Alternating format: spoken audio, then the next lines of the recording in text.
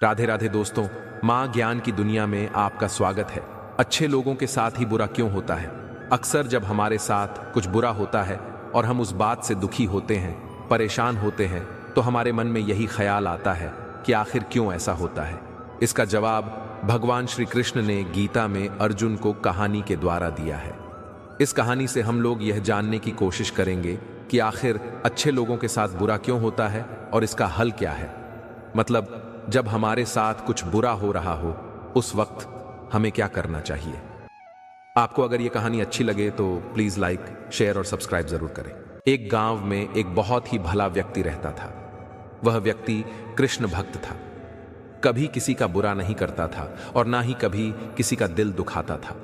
वह हर रोज भगवान के मंदिर में प्रार्थना करके भगवान से आशीर्वाद लेकर अपने काम पर जाता था।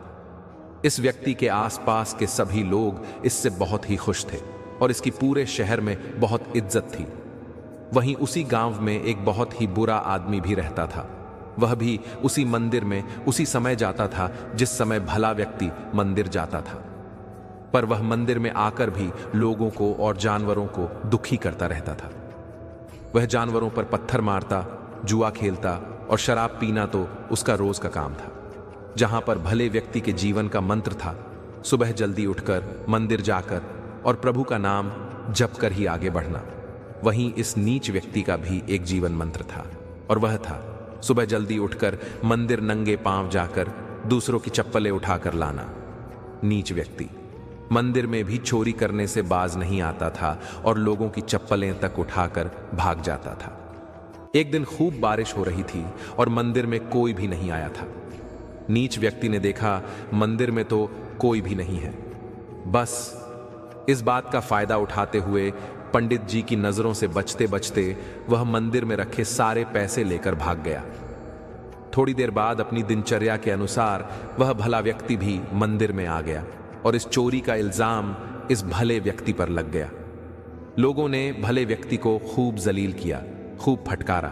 किसी ने कहा, पुलिस को बुलाओ, देखने में तो बहुत भला लगता है और चोरी करता है, वह भी मंदिर जैसे पवित्र स्थान पर। शर्म आनी चाहिए इस नीच इंसान को, बुलाओ पुलिस को। बहुत मिन्नतें करने के बाद भला व्यक्ति किसी तरह मंदिर से बाहर आया और जैसे ही अगले चौक पर पहुंचा, एक बड़ी तेजी से आती हुई कार उस भले व्यक्ति को ठोक कर भाग गई। उसे कुछ चोटें आई, लेकिन टक्कर के दौरान किसी तरह कार में से एक बैग गिरकर बाहर आ गया। कार वाले ने डर के मारे बैग उठाया ही नहीं, क्योंकि कार वाले को वहां से भागने की जल्दी थी। गलती कार वाले की थी, उसने बैग को गिरा दिया था। नीच इंसान पास ही खड़ा सब कुछ देख रहा था। उसने काफी शराब पी रखी थी। उसने इस बैग को जल्दी से उठा लिया। उस नीच व्यक्ति ने जैसे ही बैग खोलकर देखा तो उसकी खुशी का ठिकाना ना रहा। वह बैग पैसों से भरा हुआ था। उसे पाकर वह खुशी के मारे उछल पड़ा और चिल्लाने लगा, आज तो खूब मालामाल हो गया। पहले सुबह मंदिर से माल मिला और फिर पैसों से भरा बैग, मेरी तो लॉटरी लग गई। यह सुनकर भला व्यक्ति सारा खेल समझ गया। भला व्यक्ति उस समय तो चुप रहा, लेकिन घर पहुंचकर उसने गुस्से में भगवान की सभी तस्वीरों को उतार दिया। आज भले व्यक्ति की जिंदगी का सबसे बुरा दिन था। भले व्यक्ति ने अपनी बीवी और बच्चों को बुलाकर चिल्लाकर कहा, खबरदार, आज से इस घर में किसी ने भी भगवान का नाम लिया, कोई भगवान नहीं है। इस दुनिया में सब पाखंड है। भगवान जैसी कोई चीज होती ही नहीं है, और अगर भगवान होते तो इतना भी नहीं देख पाते कि मैं चोर नहीं हूं और वह इंसान चोर है। मैंने कभी किसी का बुरा नहीं किया और मेरी जिंदगी में इतना जहर और उस नीच इंसान के लिए पैसों से भरा बैग घोर अन्याय है। उस कृष्ण भक्त का दिल पूरी तरह से टूट चुका था।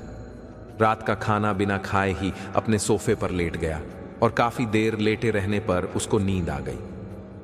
कुछ सालों बाद दोनों पुरुषों की मृत्यु हो गई। मरने के बाद जब दोनों यमराज की सभा में पहुंचे और भले पुरुष ने दूसरे व्यक्ति को देखा तो उसे बहुत गुस्सा आया।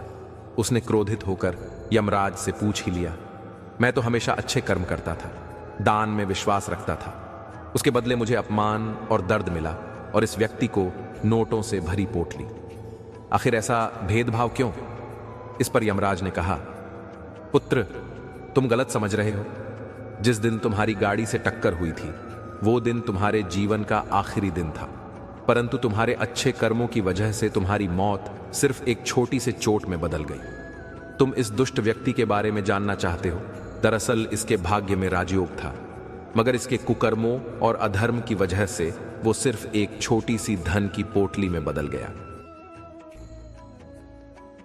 दोस्तों, इस कहानी से हमें सीख मिलती है कि हमें जिंदगी में दुख और तकलीफ जितनी भी मिलती रहे, हमें अपने परमात्मा में अपना विश्वास नहीं खोना चाहिए। और अगर हमारे साथ कुछ बुरा हो रहा है और हम अपने कर्मों को सही रखते हैं, तो हमारे साथ इतना बुरा नहीं होगा जितना बुरा होना था। हमारे कर्म ही हमारा भविष्य लिखते हैं और कर्मों का फल हमें मिलता है।